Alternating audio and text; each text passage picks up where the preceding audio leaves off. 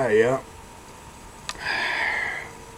It's Chris again, bringing you another Deadpool reaction. Part 2 of 2 of Deadpool Illustrated. So this is the conclusion to Part 2 of the Deadpool Trilogy. So we are more than halfway there now, folks, to the whole true Deadpool's multi-universal Deadpool story. So let's fire up some chimichangas.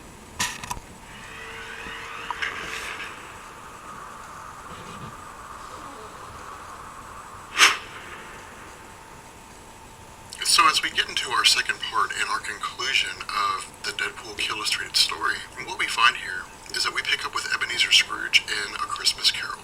And Ebenezer Scrooge at this particular point in time is being shown what his future is, of course, by the Ghost of Christmas Future. But like the story, when he asks the Ghost of Christmas Future what his future holds, if this is what his future is going to be, the story deviates in the sense that Deadpool has killed the Ghost of Christmas Future. And what he tells Ebenezer Scrooge is that his future is not going to be like this, that in actuality, his casket is going to be of the closed variety, meaning that he's getting ready to kill Ebenezer Scrooge in a pretty gruesome way, which of course he does. And so what we do from here is we jump to the story of Frankenstein. Now this idea of Frankenstein is actually really, really cool, and the reason why is because like the story of Mary Shelley's Frankenstein, we see that of course Dr. Frankenstein brings the creature to life. But what happens, like the story, is that the creature immediately rebels. But the difference here is that when Dr. Frankenstein's trying to understand what's going on, when he's trying to figure out what's wrong with the brain of this creature, we see Deadpool arrive. And Deadpool tells Dr. Frankenstein that he's killed Igor, and that what he had done is he had replaced the brain that was supposed to be put into Frankenstein with a large portion of his own brain. And so what we see, or what we learn here, is that Dr. Frankenstein is killed by his own monster. But what we also see is that as far as we can tell, the psychopathic Deadpool is now in the body of Frankenstein. And so for the rest of the story, we're going to refer to this version of Deadpool as Frankenstein, and the two of them go about the process of, again, continuing to kill various concepts in the Ideaverse together. And so what we do is we pick up with Sherlock Holmes and his group, and what they're doing is they're continuing to traverse the Ideaverse. We're continuing to go through here and look at the fallout of Deadpool's actions. Of course, at this point, they're using the time machine from the story of H.G. Wells. And so what they find is that alongside the island of Dr. Moreau, as well as Gulliver's Travels and the story of Caesar, that all these various people are dead, that of course all the animals from Dr. Moreau are dead, that the little people from Gulliver's Travels have been killed by Deadpool and Frankenstein, and that all the members of the Senate have been killed by Deadpool and Frankenstein.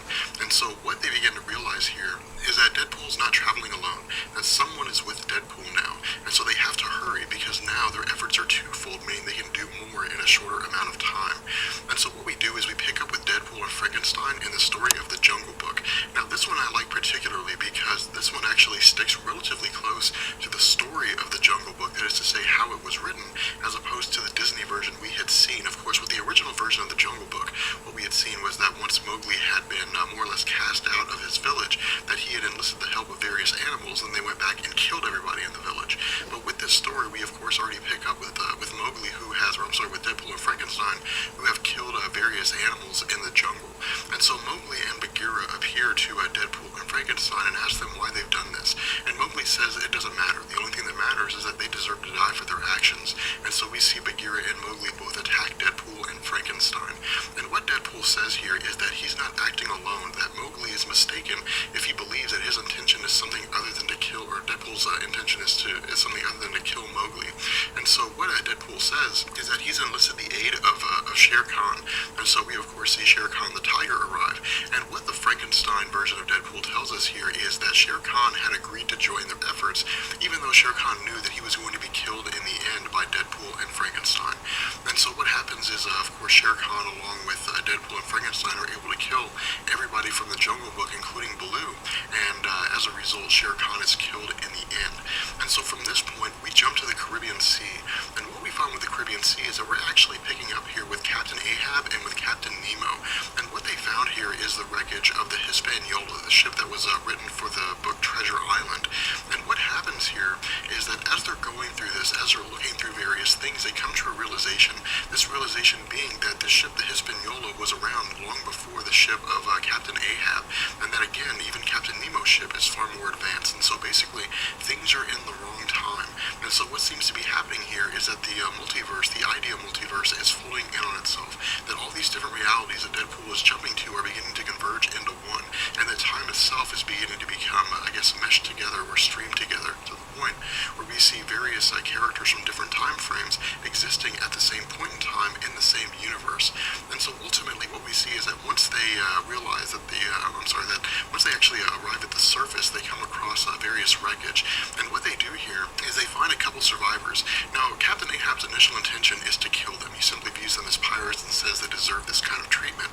But what Captain Nemo says is they may be able to shine the light on what has happened here, on who it was that had attacked this ship. Even more so than that, if it's the same individuals who had attacked Captain Ahab, then they'll be able to trace these individuals down, find them, and most likely kill them. But what happens is we learn that these two captives are in fact Deadpool and Frankenstein.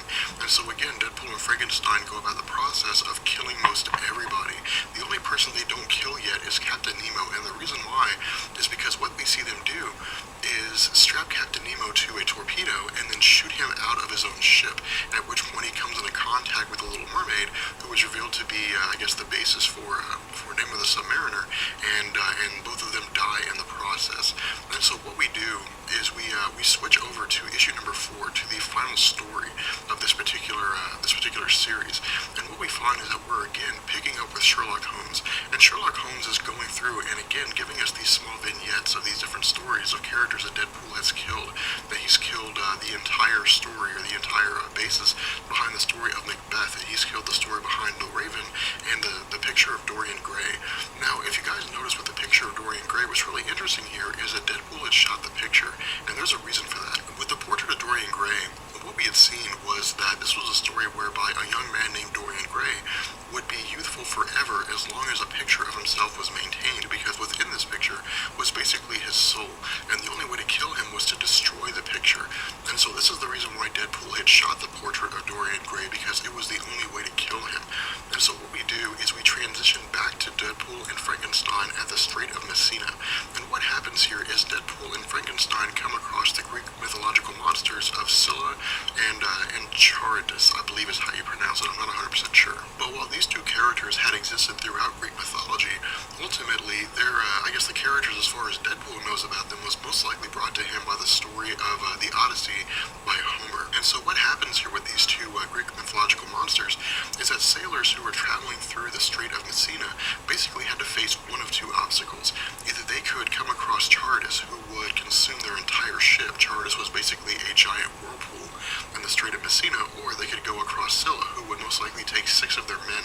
And of course, during the story of the Odyssey, we had seen that the ship had decided to go the route of coming across of Scylla and losing 6 of their men in the process. But nonetheless, with this particular story, what we find is that Deadpool and Frankenstein are using the ship of Captain Nemo to basically attack Scylla.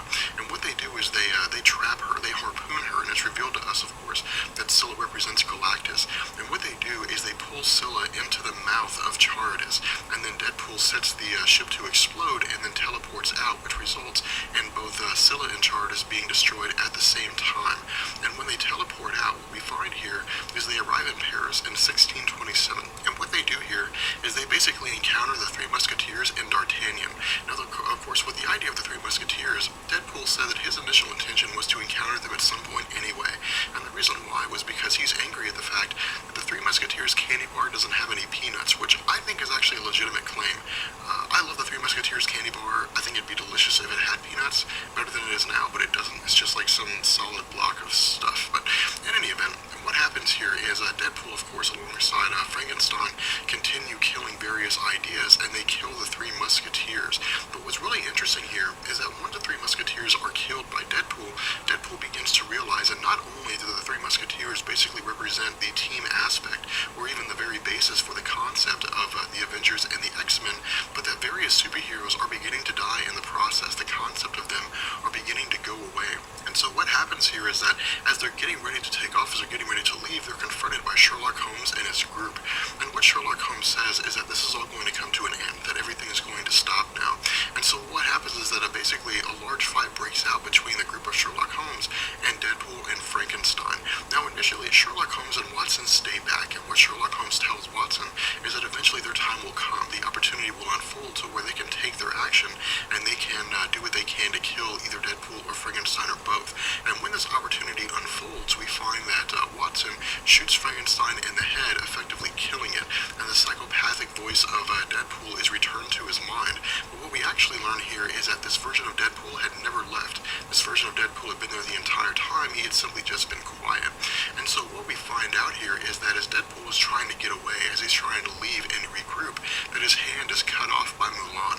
And again, Deadpool and Mulan engage in some sort of a conflict here, but ultimately Deadpool is able to get to the time machine that Sherlock Holmes and his crew were using and use the time machine to escape back into the ocean of the time stream, I guess is the best way to describe it. But Sherlock Holmes travels with him. And what Sherlock Holmes says is that ultimately Deadpool's not going to be successful here, that the Ideaverse will find a way to heal, that it'll find a way to return itself, but Deadpool says it doesn't matter, that the idea has already been planted here, and that if the Ideaverse does heal itself, that ultimately it will heal like a bone that's not set right, that it'll be twisted or it'll be somewhat damaged, but it'll never be the same. And what this seed has done that he's planted is basically given us the idea that superheroes can be killed, that superheroes can die.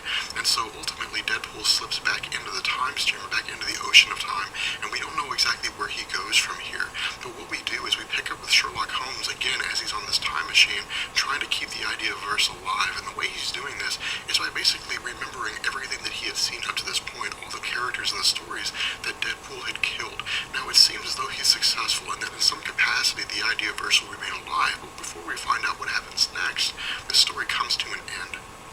With that being said, I will catch you guys later. Peace.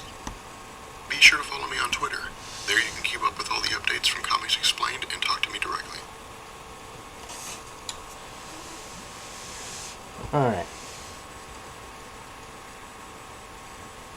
So Deadpool wiped out a massive chunk of characters that were the basis for characters. Okay.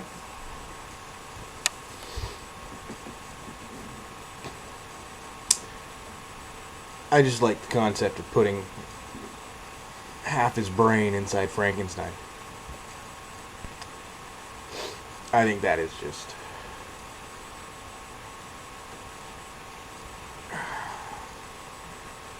I want to pet Frankenstein.